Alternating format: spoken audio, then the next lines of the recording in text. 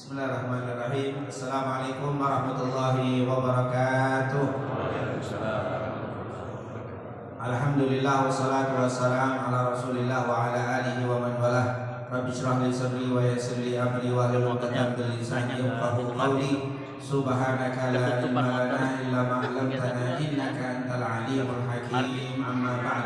Segala puja dan puji kehadirat Allah, salawat serta salam kepada kita Nabi Muhammad SAW, para keluarga, sahabat, tabi'in, serta seluruh umat yang selalu beristiqamah mengikuti sunnah-sunnahnya hingga yaumul qiyamah. Alhamdulillah, pada pagi hari ini kembali kita dapat bersilaturahim untuk bersama-sama memakmurkan rumah-rumah Allah dan mempelajari hadis-hadis Nabi Muhammad SAW yang terdapat dalam kitab Riyadhus Shalihin yang ditulis oleh Al-Imam An-Nawawi rahimahullah. Semoga apa yang kita pelajari ini mendapatkan keberkahan dan keridhaan dari Allah Subhanahu wa taala. Amin ya rabbal alamin.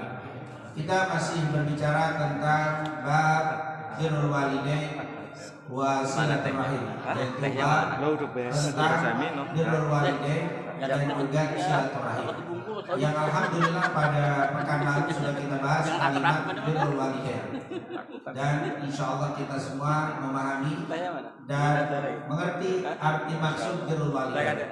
Karena ayat dan hadis yang akan kita bahas di dalam bab ini yaitu seputar makna birrul walidain yang sudah kita bahas pekan lalu.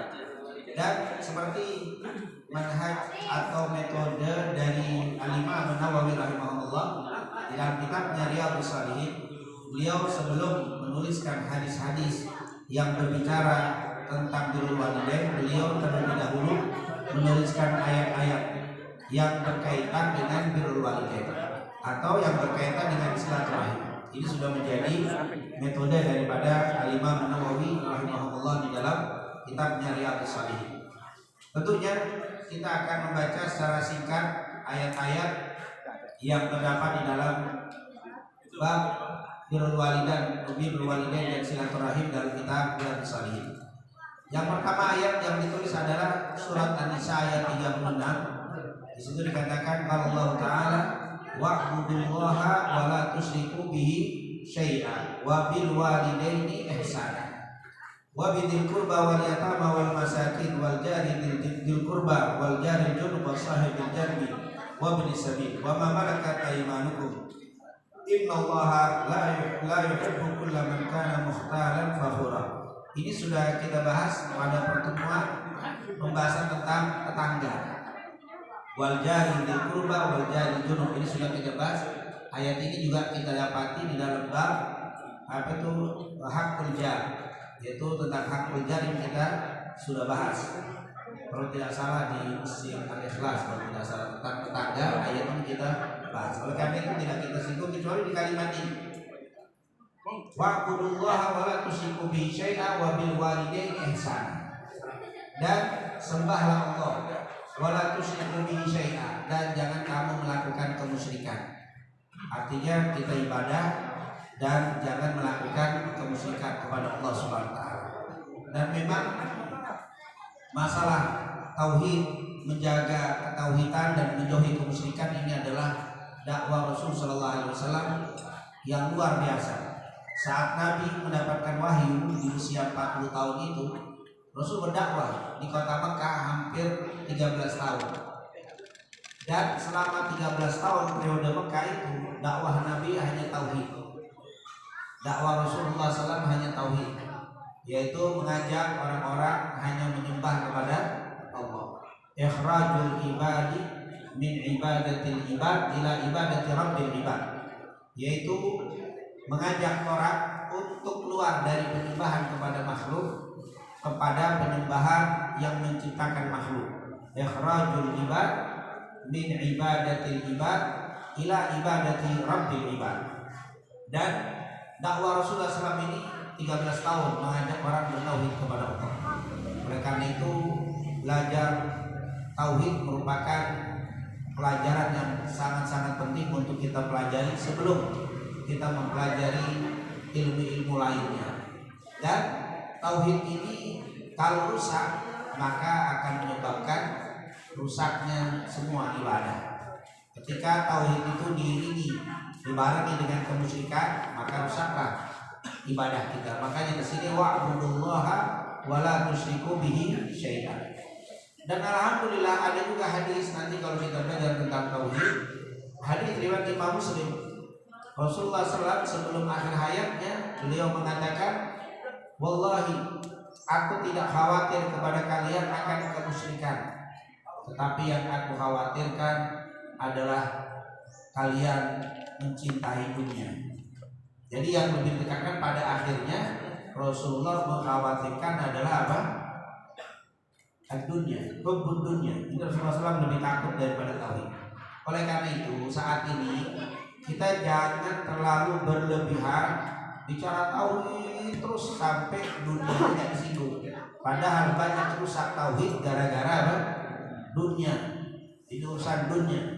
Jangan sampai ditinggalkan pembahasan tentang urusan dunia. Jadi karena hubbud dunia rasul kulli khati'ah. Karena cinta dunia adalah sumber daripada semua kerusakan, semua kesalahan adalah sumbernya hubbud dunia. Yang kata Nabi, akhir zaman banyak umat Islam kena penyakit wahan. Di sini. Apa itu wahan ya Rasulullah? Hubbud dunia wa karahiyatul maut, yaitu cinta dunia dan apa? Takut mati. Nah, ini tentunya itu yang juga harus dikhawatirkan.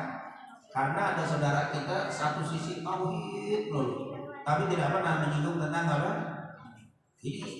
Dan tauhid ini penentu diterima dan tidak diterima ibadah. Maka harus kita berhati-hati mengeluarkan saudara kita dari tauhid.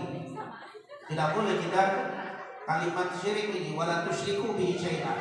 Jangan kalian lakukan kemusyrikan karena musyrik itu menggugurkan amal. Ini kalimat sakral berkaitan dengan syirik. Oleh karena itu tidak boleh seseorang membawa saudaranya kepada kemusyrikan. Dalam artian dikit-dikit langsung dituduh syirik. Hati-hati. Karena kalau kita sudah tuduh syirik itu semua amalnya berarti apa? Gugur. Lebih ringan kita bilang batal, amalmu tidak diterima. Itu mending dibanding syirik kamu. Karena kalau syirik semua amal-amal ibadahnya akan apa? Rontok, gugur. Berarti secara tidak langsung kalau sudah dibilang syirik, musyrik, kafir. Nah ini mesti berhati-hati. Kita tidak boleh mengeluarkan seseorang dengan kalimat musyrik atau syirik, ini sangat berbahaya. Karena kita sekarang lagi depan juga gelar kepada saudara kita dengan apa? Kalimat syirik atau orang yang musyrik. Musyrik itu orang yang melakukan apa? Kemusyrikan. Musyrik ini hati-hati. Karena kalau sudah musyrik menggugurkan ibadah. Kalau sudah menggugurkan ibadah berarti apa? Bisa keluar nanti dari Islam. Innallaha la yaghfiru ay yushraka bihi wa yaghfiru ma duna dzalik. Allah tidak memberikan ampunan kepada orang yang melakukan kemusyrikan. Jadi tidak dapat ampunan dan memberikan ampunan kepada selain itu.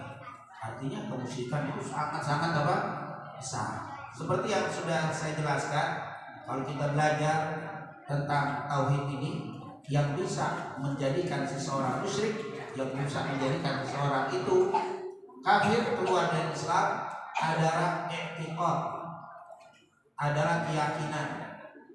Perbuatan nggak bisa bikin orang musyrik. Perbuatan nggak bisa bikin orang musyrik. Yang bisa bikin musyrik itu apa? Keyakinan.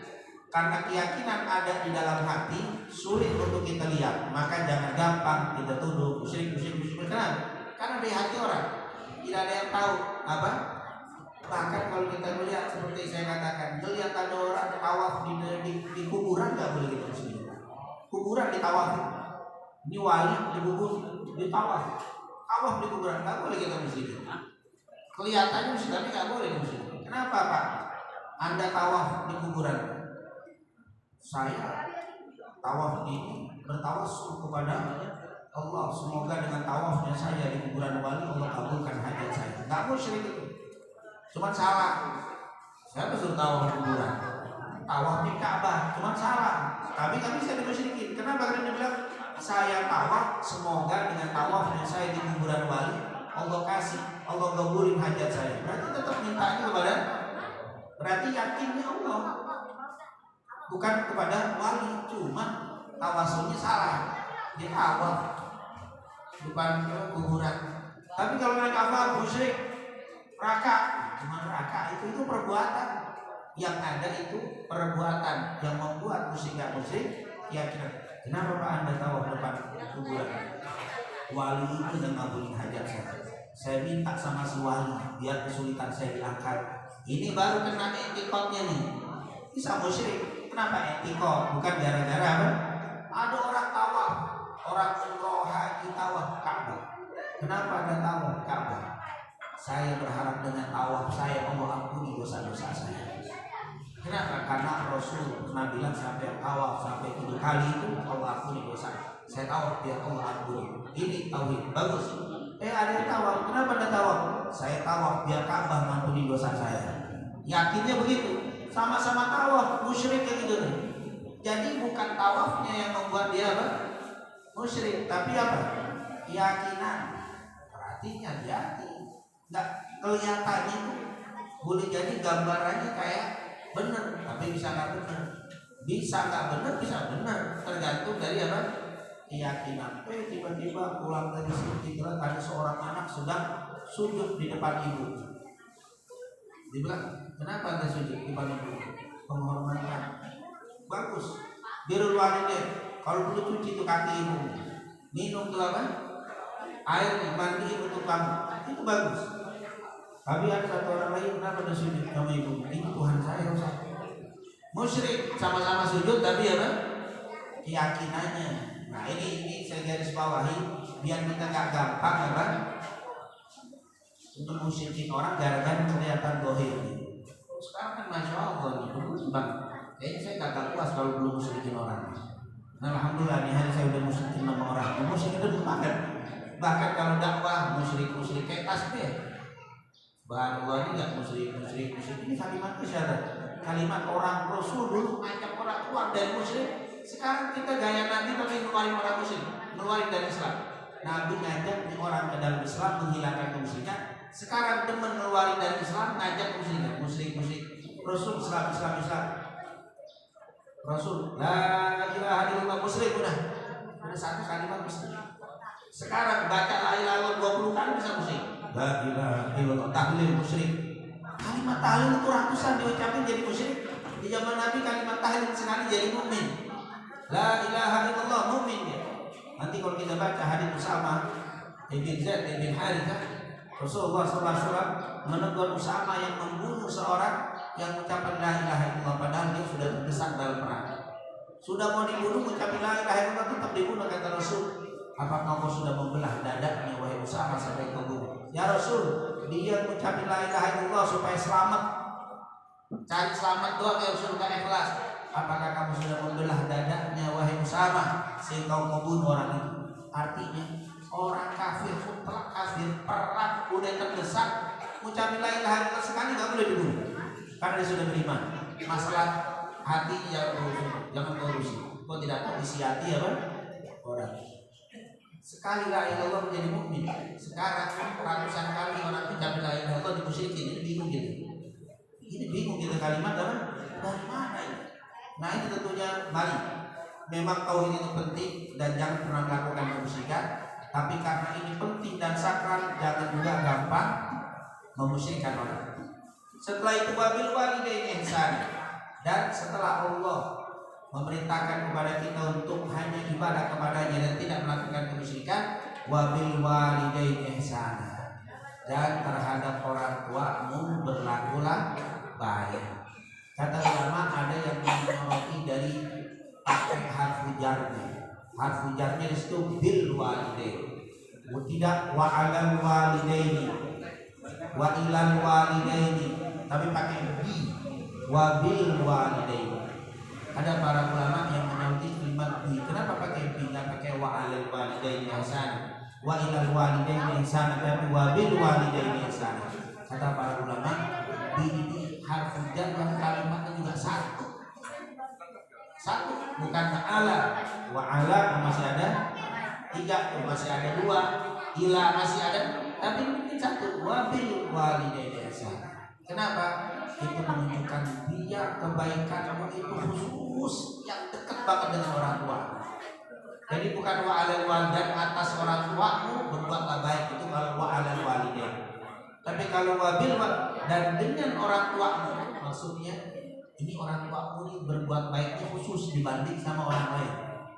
Sama orang tua itu khusus, dan kau ini seakan-akan kita sama orang tua kita dekat banget.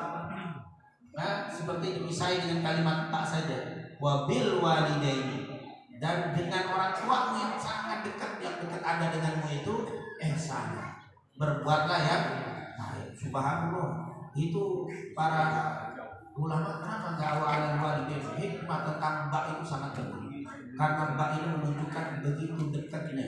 Yang pertama, yang kedua khusus. Baiknya sama orang tua itu khusus, berbeda dengan baik dengan orang lain. Ini adalah apa? Wabil walidaini ihsan. Kalimat ihsan ini adalah berbuat baik umum. Tidak disebutkan wabil walidaini apa kalimat baiknya sedekah, senyum, enggak. Ihsan. Ihsan ini umum. Artinya apa? Berbuat baiklah terhadap orang tuamu yang dekat dengan kamu. Kebaikanmu dengan orang tuamu harus lebih hebat, lebih dekat daripada kebaikanmu dengan orang lain. Ihsana baik dari perkataan, ihsana di dalam perbuatan, ihsana di dalam semua aspek kehidupan harus ihsan terhadap orang tua. Jadi orang tua itu yang harus kita berbuat baik bukan cuma dari tutur kata, bukan hanya dari perbuatan, bukan hanya dari sikap, bukan hanya semua sisi. Harus ihsan terhadap walidain. Inilah tentunya kalau kita detailkan nanti masuk ke dalam ilmu tafsir. Ini luar biasa kalimat wa'budullaha wa la tusyriku bihi syai'a wa bil walidaini ihsana. Jadi berbuat baik di sini secara umum. Apapun harus berbuat baik. Marahnya pun baik. Bisa marah, bisa. Marah dalam artian negor. Negornya pun dengan cara yang baik. Semua baik. Subhanallah, ini luar biasa. Nanti kita akan bahas lebih detail di dalam hadis-hadis kita. Kemudian menjaga kekeluargaan ini masuk ke dalam silaturahim. Wattaqullaha alladzi tasaaluna bihi wal arham. Ini masuknya nanti dalil berkaitan dengan menjaga kekeluargaan silaturahim. Kenapa dimasukin ayat ini di dalam birrul walidain? Kita diperintahkan untuk menjaga silaturahim dengan keluarga, dengan tetangga, dengan saudara, dengan teman, apalagi dengan orang tua. Kalau kamu, kata Allah nanti kalau kita baca hadis, man sarrahu an yusatalahu fi rizqi wa yus'alahu fi athari falyasir rahimah. Siapa yang mau berkah umur, berkah rezeki, sambung tali silaturahim. Menyambung tali silaturahim dengan orang umum saja bisa membuat berkah rezeki, berkah umur. Bagaimana kalau yang Anda sambung silaturahim dengan orang tua? Orang tua sumber dari segala sumber keberkahan, baik di dalam umur dan di dalam rezeki. Kadang-kadang ada orang yang menjaga silaturahim di luar, tapi sama orang tuanya tidak peduli. Kadang-kadang sama silaturahim sama kerabat begitu aktif, orang tuanya jarang didatangi. Ini kalimat silaturahim, ketahuilah kewajiban silaturahim itu lebih sejuta kali kepada apa? Orang tua kita daripada kepada orang. Kata Allah, nanti gua akan ditanyai, akan dimintai tanggung jawab, akan dimintai pertanyaan oleh Allah. Kenapa kalian tidak menyambung tali silaturahim? Kalau kita tidak silaturahim dengan saudara kerabat, bagaimana kalau kita tidak menyambung silaturahim kepada orang tua? Oleh karena itu silaturahim dimasukkan dalam birrul walidain. Seakan-akan Al-Imam Nawawi mengatakan silaturahim kepada orang lain saja luar biasa keistimewaannya, ancamannya pun begitu berat. Bagaimana kalau silaturahim dengan orang tua? Maka keberkahan, sumber keberkahan adalah pada orang tua. Celaka dan kehancuran lebih sangat-sangat besar jika kita tidak bersilaturahim kepada orang tua. Subhanallah, ini tentunya kenapa kok birrul walidain disambungkan dengan silaturahim? Nanti silaturahim saja diperintahkan menyambung tali kasih sayang sama orang lain, itu akan mendapatkan berbagai macam kenikmatan. Maka ketahuilah menyambung tali kasih sayang dengan orang tua itu akan berlipat-lipat. Tentunya ayat-ayat ini juga berbicara tentang silaturahim, walladzina yasiluna ma amarallahu bihi ayyusala wa yakhshawna rabbahum wa yakhafuna su'al hisab. Ini juga berbicara tentang silaturahim. Kemudian wawasainal insana biwalidayhi husna, dan kami telah wasiatkan. Semua kalau bicara tentang orang tua biwalidayhi dengan bak menggunakan apa? Biwalidayhi. Dengan orang tua husna, kebaikan. Wa in jahadaka litusyrika bima laysa laka bi'ilmun fala tuti'huma. Bahkan kalau orang tua kafir, orang tua musyrik, penyembah berhala, terus mereka selalu berusaha berupaya untuk kita musyrik, maka fala tuti'huma, jangan kau ikuti. Tapi dikatakan ini fala tuti'huma, jangan kau ikuti, tetapi tetaplah kau bersikap yang baik kepada orang tua. Subhanallah. Ini kalau teman kafir ngajakin kita ke kafiran, tinggalin, jangan disentuh lagi orang. Kalau kita ajak dia supaya bertauhid, kamu tauhid, tinggalin, jangan ditemenin orang kafir yang ngajakin kita menjadi orang kafir. Jangan ditegur lagi, tinggalin udah, jauhin. Karena dia ngajak kita menjadi orang kafir, ngajak kita ke kemusyrikan, tinggalin, jangan ditemenin. Tapi kalau untuk orang tua, walaupun mereka berusaha mengajak musyrik, mengajak kekafiran, tetap temani. Bahkan pergauli mereka dengan apa? Wasahibuhuma fid dunya ma'rufah. Subhanallah, itu luar biasa. Ini kedudukan orang tua kepada kita. Berbeda dengan orang lain. Makanya bagaimana kalau kita dapat orang tua kita saleh, orang tua kita salehah, seandainya dia kafirah, musyrikah saja, tetap harus kita bergaul dengan baik. Bagaimana dengan orang tua yang saleh dan saleh? Oleh karena itu istilah cinta untuk orang tua berlaku kapan, dimana, keadaan bagaimanapun. Cinta, tapi taat tentunya terbatas. Ketaatan kepada orang tua untuk ngajakin kafir tidak taat, tapi cinta tetap apa? Cinta.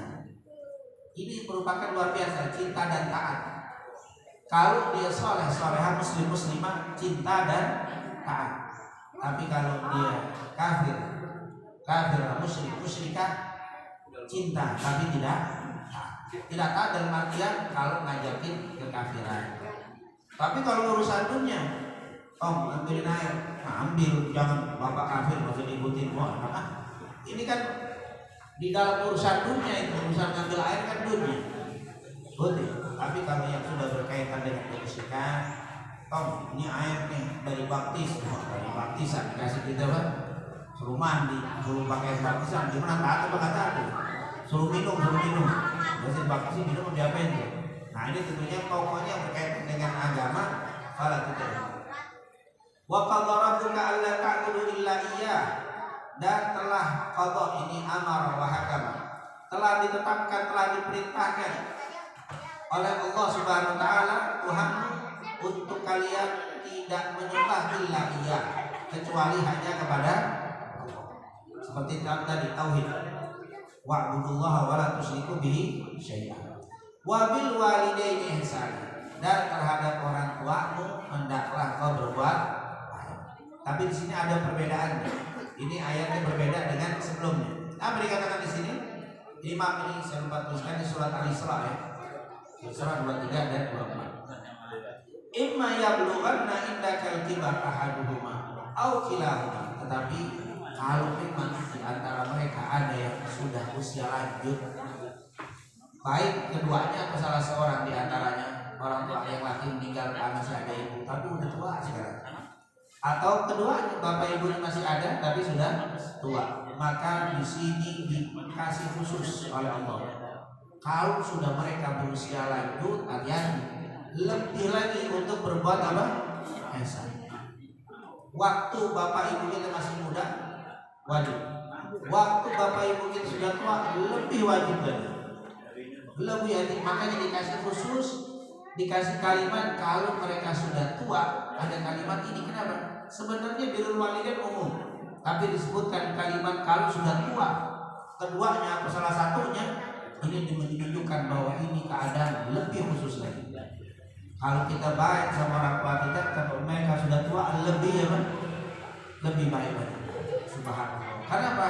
Karena memang rawan. Kalau sudah tua rawan anak melawan orang tua. Nah, jangan keluar malam minggu di rumah aja. Dia waktu bapaknya masih muda takut gitu. Keluar apa? Tabok nih. Bingung aja keluar pukul takut. Tapi ketika orang tuanya sudah lanjut, bagaimana memukul? Ngangkat rotan nggak kuat. Gimana dia memukul saya? Keluar. Ini yang rawan. Justru di sini adalah apa? Yang lebih ditekankan lagi dan pahalanya lebih besar lagi. Makanya sebagian ulama bilang apa? Tidak ada seorang anak mendapatkan karunia yang lebih besar daripada mendapatkan kedua orang tuanya sudah lanjut usia bersamaan. Tidak ada karunia yang lebih besar melebihi dapat orang tua yang masih hidup ada di rumah, ada bersama, baik satu atau dua-dua. Karunia yang paling besar yaitu apa? Adanya orang tua. Tidak ada karunia setelah iman, tidak ada karunia tidak ada nikmat yang lebih besar bagi seorang anak melebihi daripada dia mendapatkan apa? Orang tuanya yang sudah lanjut usia. Jadi kalau ada anak orang tuanya sudah pikun tua, itu nikmat yang paling besar. Kata Imam Nawawi, tidak ada jalan yang paling cepat mendapatkan keridhaan dan surga Allah melebihi orang tua yang sudah ikut. Tapi ujiannya apa? Luar biasa. Ujiannya luar biasa. Tapi di situ itu kalau kita bisa menjaganya penuh kasih sayang, surga bulan sudah dapat untuk orang itu. Tapi ya Allah, kata Imam Nawawi ini 676 Hijriah. Beliau bilang apa kata Imam Nawawi? Di zamanku banyak anak yang gak lulus diuji dengan kepikunan orang tua. Di zaman tahun 676 Hijriah banyak orang tidak lulus diuji dengan kepikunan orang tua. Gak tahu zaman 1440 ya. Itu 1676 abad ke-6 Imam Nawawi mengarang kitab Riyadhus Shalihin. Di zaman itu banyak orang tidak lulus. Bagaimana dengan sekarang? Tapi kalau lulus dan beliau jamin surga. Gak mungkin gak masuk surga itu ada. Dan nanti dia kalau sampai usia lagi juga pasti akan dijagain sama anaknya seperti dia jagain orang tua. Dia doa abah hukum abna'ukum. Baktilah kamu kepada orang tua, saya anak-anakmu akan berbakti sama kamu. Kalau ada anak yang bentak-bentak orang tuanya, maka nanti anak-anaknya akan bentak orang tua. Itu orang tua dia nih yang suka bentak anaknya, orang tua nanti anaknya akan bentak dia. Itu kata Rasulullah Subhanallah. Makanya di sini tidak ada karunia yang lebih besar melebihi seorang anak mendapatkan orang tuanya yang sudah besar, yang sudah usia lanjut. Makanya di sini dikhususkan. Nanti tentunya lebih detail di dalam hadis-hadis akan dibahas. Wala takun lahum uffin, jangan kau ucapkan Kalau diterjemahin cis atau kalau bahasa kita bapak, ibu, itu wala takun lahum, jangan kau ucapin. Kenapa? Karena memang rawan kalau orang muda tua dibentak kemana. Bapak ini gimana sih sembarangan, ibu ini gimana, itu kalimat ngomong begitu aja dilarang, apalagi sampai apa? Makanya di sini berat sekali. Ya kita tentunya selalu berdoa kepada Allah supaya kita diberikan panjang umur, sehat walafiat, dan jangan sampai masuk usia pikun. Jangan sampai masuk usia pikun. Ada doanya kan dari Nabi. Hadis Sahih Bukhari Muslim suka dibaca oleh Nabi sebelum salam, kadang-kadang setelah salam. Allahumma inni a'udzubika minal 'ajzi wal kasal wal bukhli wal jubn wa a'udzubika min ardalil umri. Ardalil umri itu adalah umur yang pikun, umur yang rendah. Maksudnya pikun. Kenapa kau minta berlindung dari kepikunan? Karena pikun ini sudah terlepas. Bapak, ibu kalau pikun enggak kena dosa sudah. Udah enggak ada dosa. Bahkan menjadi penghapus dosa untuk kepikunan tuh. Tapi ujian berat bagi Anak khawatir anak kita tidak lulus dengan ujian kita. Khawatir anak tidak sukses, tidak dapat ridho Allah gara-gara tak sabar ngurusin kita. Maka kita jadi ujian yang sangat besar, walaupun di sisi lain menjadi karunia yang sangat besar. Kalau anaknya soleh, kita jadi karunia besar. Tapi kalau anaknya kurang-kurang, kita jadi ujian yang sangat besar untuk mereka. Makanya lebih baik kita berdoa kepada Allah biar kita panjang umur tanpa masuk usia ke pikuna. Maka jangan terlalu panjang, minta mati. Minta panjang kan udah, kira-kira kalau mau masuk itu meninggal aja udah. Lebih enak daripada apa? Terpikun ujian yang berat itu untuk siapa? Untuk anak. Jangan sampai, dan insya Allah Allah akan jadikan kita ujian untuk anak kita. Tapi insya Allah Allah jadikan anak kita jalan menuju ridho dan surga mereka semuanya. Amin ya rabbal alamin. Wala takun lahuma uffin wala tanharhuma, dan jangan hardik mereka keras. Ini banyak kan di usia tua. Makanya Allah masukin ayat ini, kalimat ini waktu gak kalimat orang tua, bakti, berbuat baik begitu. Tapi ketika masuk orang tua, awas, jangan kau berkata kepada orang tua, jangan kau hardik orang tua. Kapan tuh? Di usia tua. Tak mungkin anak kecil hardik orang tuanya yang masih segar. Coba-coba hardik orang tua, ngajar. Apa? Iya betul anak, gak mungkin anak tua mau ucapin kasar sama orang tua selama orang tua masih segar. Tapi kalau sudah kibar, kalau sudah lanjut usia, rawat anak ngomong kasar sama orang tua. Tekan sama Allah, hati-hati. Jangan kantar dan rumah, ngomong aja jangan. Beli apa namanya? Tak rokok dulu juga.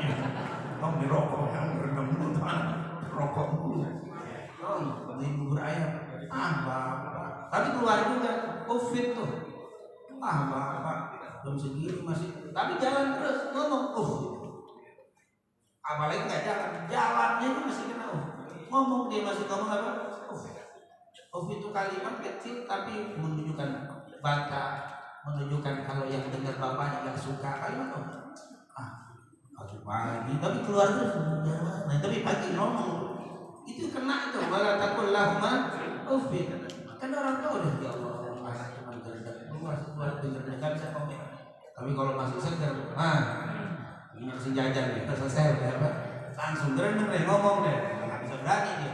Maka kalimat-kalimat ini disebut dalam Al-Quran ketika Al-Kibar. Subhanallah, ini kalau kita kalau kita lihat dari kehidupan sekarang ini, kita khawatir jangan-jangan kita juga pernah ngomong kepada orang tua kita takut. Semoga Allah beri kita semuanya, amin ya rabbal. Wala tanharhuma, jangan kau hardik mereka berdua. Wa qul lahuma qaulan karim, ucapkanlah kepada mereka berdua dengan qaulan karim. Disuruh untuk mengucapkan kalimat yang apa? Karim. Karim itu mulia. Mulia itu tentunya bagaimana? Bukan ehsan aja, tapi karim. Karim beda dengan ehsan. Ehsan itu baik, karim mulia. Artinya kalau ngomong sama orang tua sudah usia lanjut, nunjukin kalau dia itu mulia. Ehsan bener, tapi kalau nggak menunjukin bapak, masya Allah, rajin ibadah, bapak itu tapi sekarang bapak memang bener, tapi itu nggak bagus. Karim itu nunjukin omongan kita itu tetap memuliakan orang tua kita. Karena rawan orang tua yang sudah usia lanjut, seakan-akan bapak anak-anak itu nggak memuliakan dia lagi. Itu ada rasa yang besar. Setiap orang tua yang sudah lanjut itu dia punya rasa anaknya udah gak muliain dia lagi, anaknya udah gak butuhin dia lagi, anaknya udah gak pentingin dia lagi. Maka kata di saat itu kata Allah, kalau bicara tunjukin bahwa kau masih memuliakan orang tua, kamu masih memuliakan ibu, kamu masih membutuhkan saya. Kan itu rawan. Tentunya kita ngomong begini ayat ini, kita takut kita sampai apa? Bicara, orang tua kita itu merasa dia tidak dimuliakan sama kita. Atau kita bicara khawatir orang tua merasa anak saya udah gak memuliakan lagi, itu paling khawatir.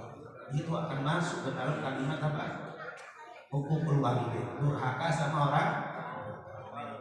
Makanya kalau orang tua ada sama kita yang sudah lanjut itu, ya satu nikmat, tapi satu sisi juga kita sangat apa? Sangat takut.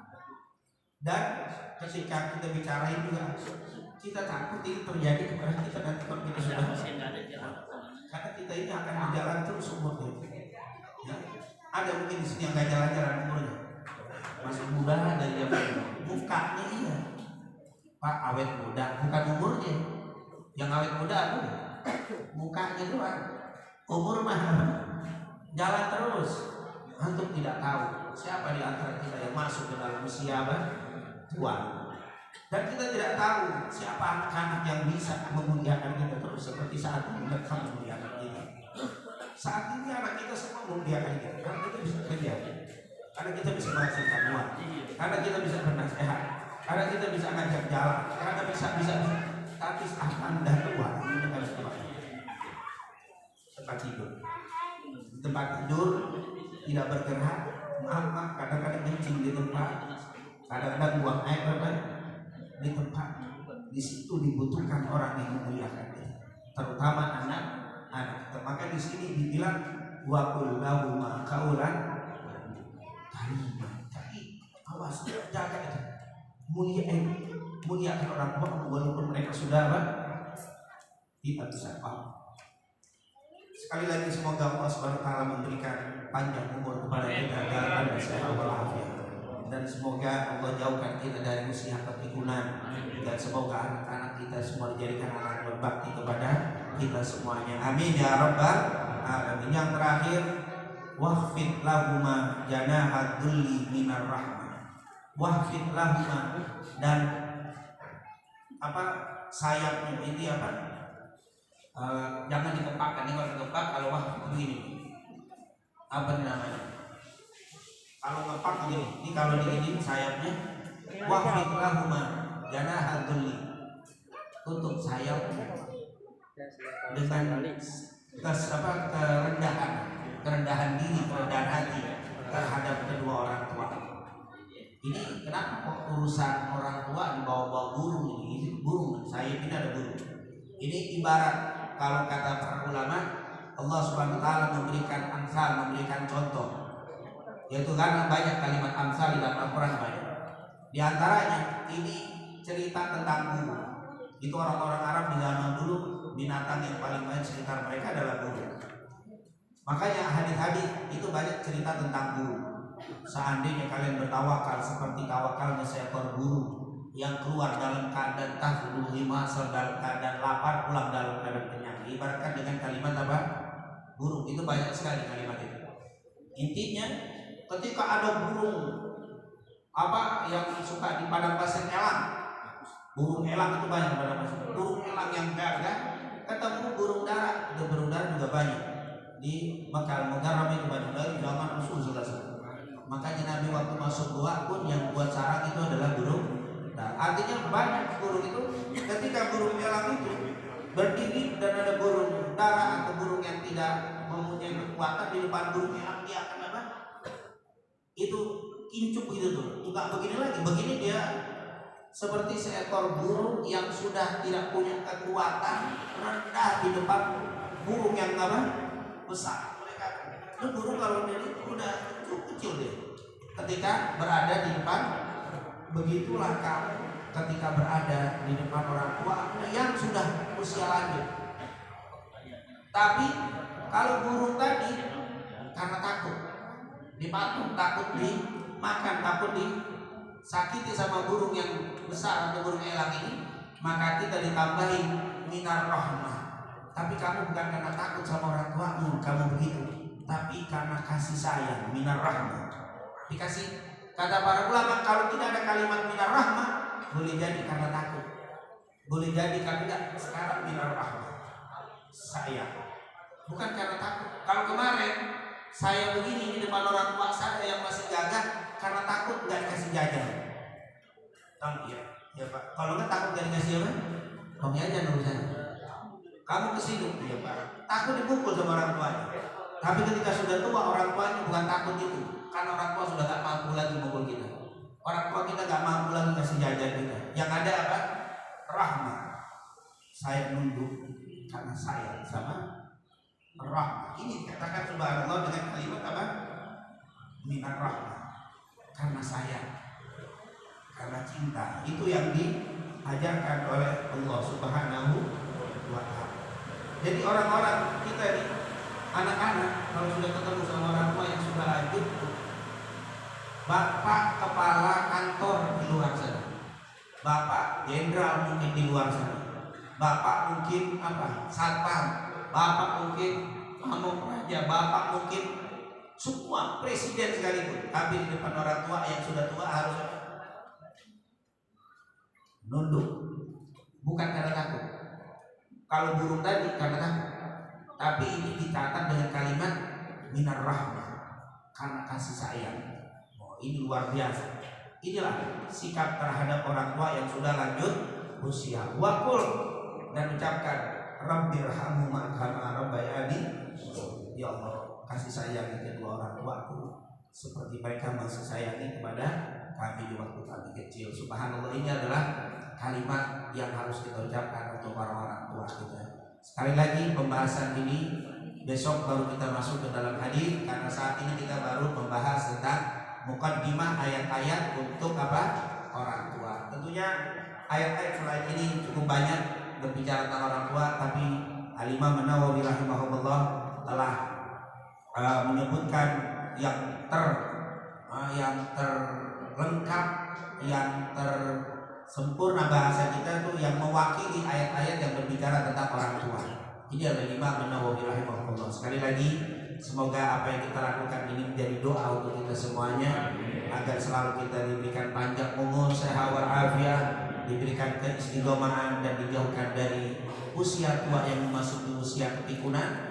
Dan semoga Allah jadikan kita semua anak-anak yang berbakti kepada orang tua kita, dan kita mohon kepada Allah ke depannya insyaallah anak-anak kita dijadikan anak yang berbakti kepada kita semuanya. Amin amin ya rabbal alamin. Mungkin itu yang bisa saya sampaikan. Sekali lagi, semoga pertemuan ini menjadi pertemuan yang penuh rahmat dan berkah dari Allah Subhanahu wa ta'ala. Lebih kurangnya, wassalamualaikum warahmatullahi wabarakatuh.